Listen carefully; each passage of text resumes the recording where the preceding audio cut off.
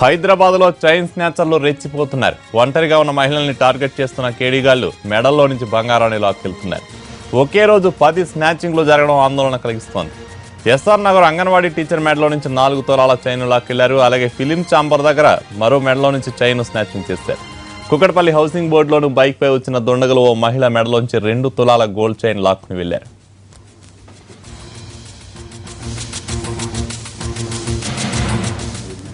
కుకట్పల్లిలో ఓ మహిళ పిల్లల్ని స్కూల్కు వదిలిస్తుండగా చైన్ స్నాచర్లు దాడి చేశారు. బైక్పై వచ్చిన 2 దుండగుల్లో వెనక కూర్చున్న వ్యక్తి మహిళ మెడలో నుంచి చైన్ లాగ్గా పరారయ్యారు. మహిళ అరవడంతో దొంగలను కొందరు వెంబడించారు. అయినప్పటికీ లాభం లేకుండా పోయింది. చైన్ స్నాచర్లు స్పీడ్గా వెళ్లడంతో తప్పించుకున్నారు.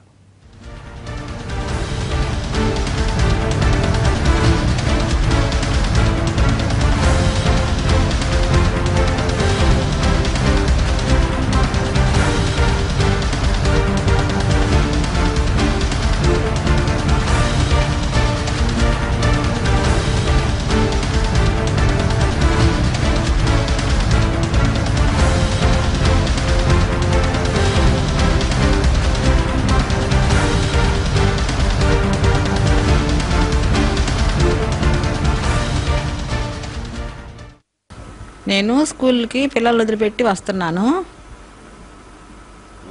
వస్తుంటే నేను ఇటు వస్తుంటే నాకు ఎదురొచ్చారు 2 బైక్ మీద.